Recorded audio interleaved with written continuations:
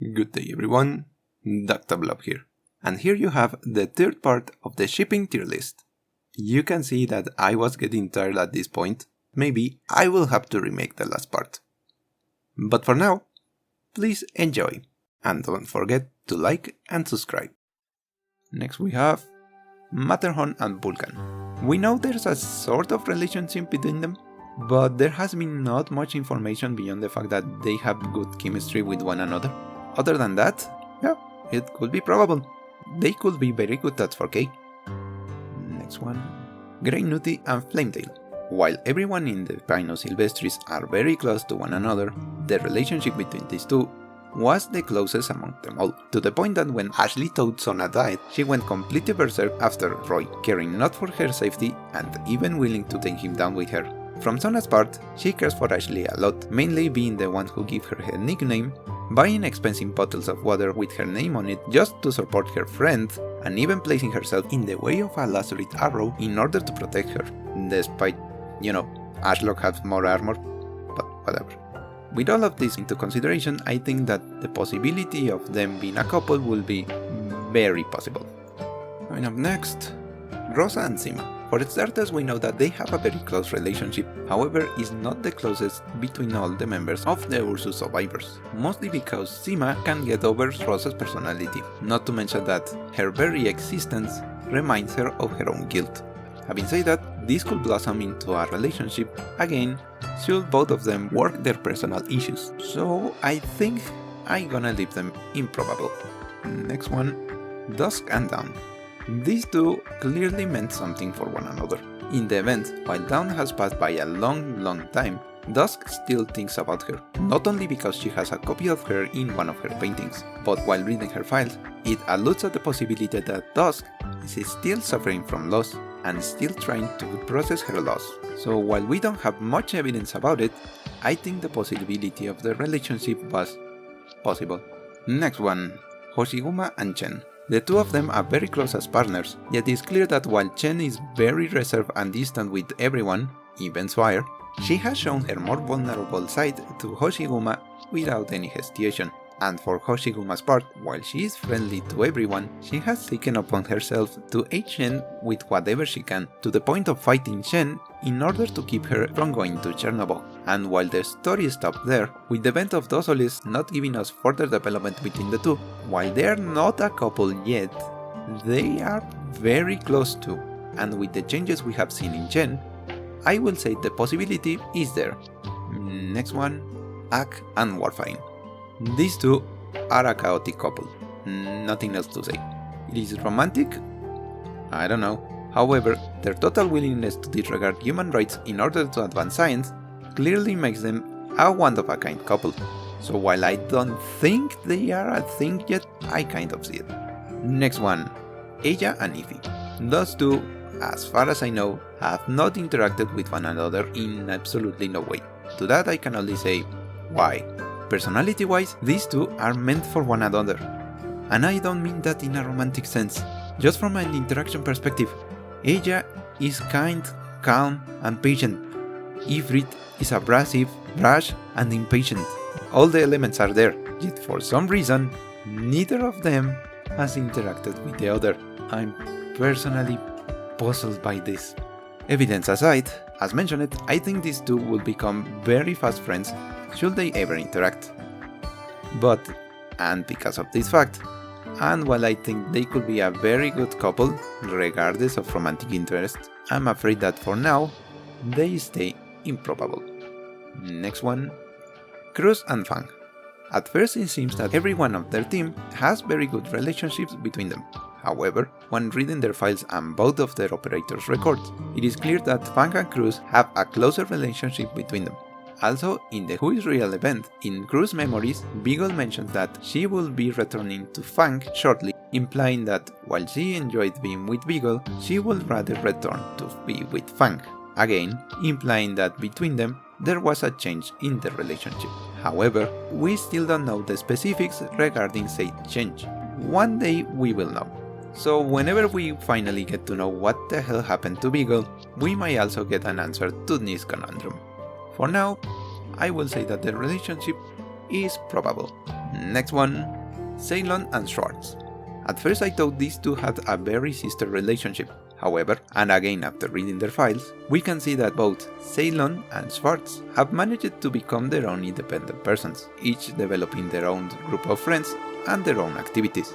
And yet despite of this, they remained as close as ever, to the point that it is implied that Schwartz told Ceylon everything about her past, and even then, Ceylon decided to stay close to her. She accepted her despite of the things she has done, and Schwartz no longer sees her as just the lady she is supposed to protect. While we don't get a proper confirmation, I think that the relationship is very, very possible. Also, and again to quote the Wife Knight, you don't go and play with a doll of your quote-unquote sister while lounging around in your sexy Christmas pajamas.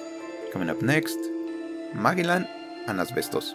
Another case of opposite attract. We know that Magellan is that kind of person that is friendly with everyone, even with someone as abrasive as Asbestos. Asbestos on her part has said that she doesn't care for absolutely no one. Not even the Dr. Charisma has managed to change that part of her. She doesn't care for no one, except for Maggie. However, there hasn't been that much interaction between them. So unless we get that story where the two of them meet, which is supposed to be a very incredible adventure, I'm afraid we have to leave it, and I kind of see it. Next, Greythroat and Blaze. This one is a bit more difficult.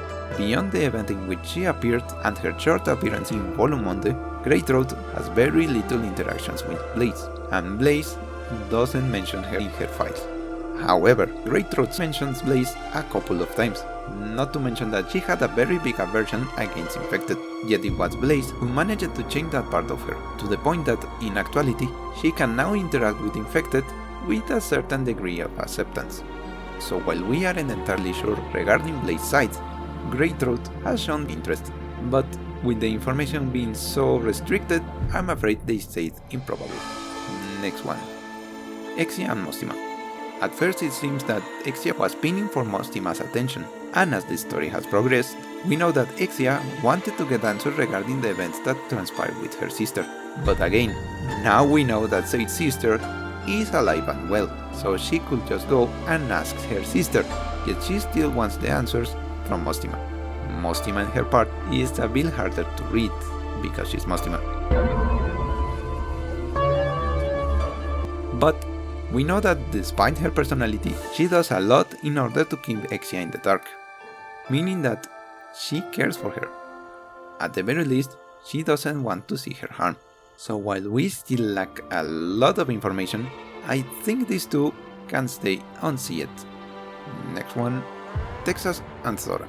Again, as with Tomimi, we can tell that Zora has a serious case of crushing for an Italian, going so far as joining her company and willing to go into battle to be close to her. From Texas' part, as always, we don't know what her relationship is beyond co-workers and probably friends, mostly because Texas is very good at keeping her feelings closed, so we don't know if she feels anything for the young idol. So in this case, I'm afraid it goes into I kinda see it. Next one, Mina and Meteor. Edition Blob here. I mistakenly called Meteor Meteorite. I catched this up later, but I didn't feel like re-recording the whole thing, so I just plastered Meteor name above Meteorites. So if it sounds weird, now you know why. Anyway, enjoy! This one needs some explanation. Mina, while depicted as the regular medic in Rhodes, was originally Meteor's roommate. However, they seem to be rather close, to the point that when Mina ended adopting one of the childs in Rhodes, Meteor ended up being as the one actually taking care of her, since Mina's work kept her rather busy. Then happens Meteor's second operator report. In it, we can see that Meteor probably had a previous love interest, very similar to a certain rat. But unlike her, Meteor was able to let go of her memories, coming to the conclusion that while she still remembers said persons and still feels them as very important for her heart, she knows that she has someone else who cares about her. So, while not much information is given, the fact that the two of them are looking after a child together makes me think that the relationship is very possible. Next one, Adachiel and Stuart. The two of them seem to have been friends for some time, But beyond that fact, there is little information regarding one another. Having said that, and focusing in relationship alone, I will say that I kind of see it. Next one, Lapland and Texas.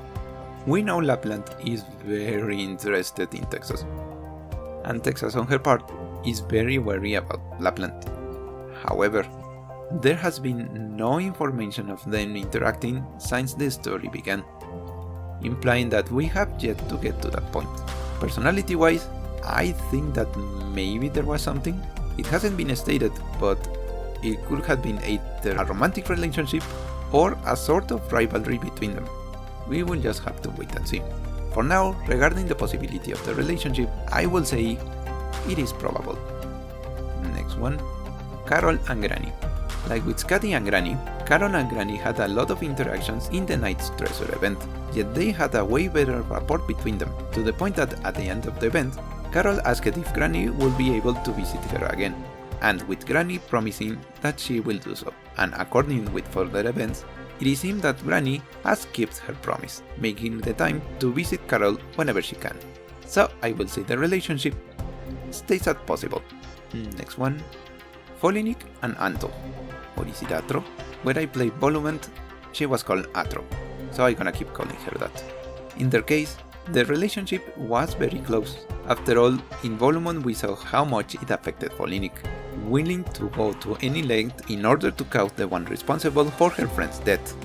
Yet, since we don't know the other half of the story, we can only go with how this affected Folinik. We don't know if they actually had a relationship or if just was Folinik having feelings for her so-called sister.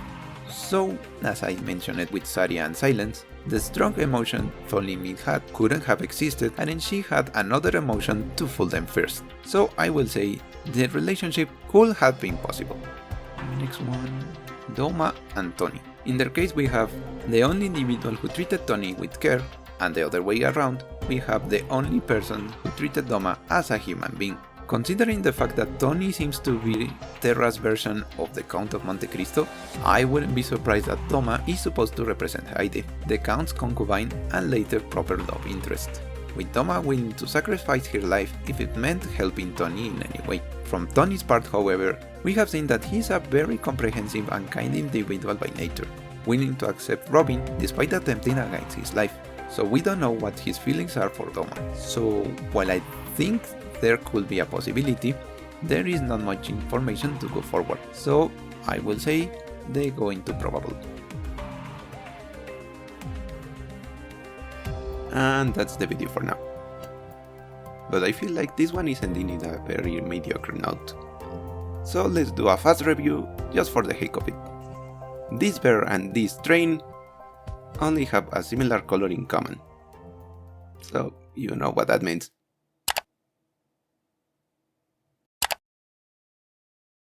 Stay healthy, everyone.